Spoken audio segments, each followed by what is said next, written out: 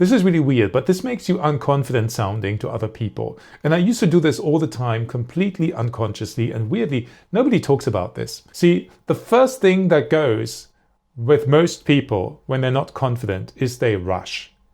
And they don't make their consonants clearly, which makes them speak without definition and sounds out of control to others, more importantly, themselves. And what I realized was a shortcut to sounding in control is to really focus on enjoying your consonants, hitting the consonant really well when you speak.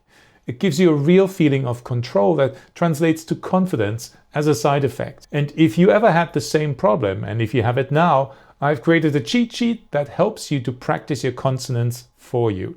Download it at the link in my bio. It will help you to speak more clearly and feel more in control.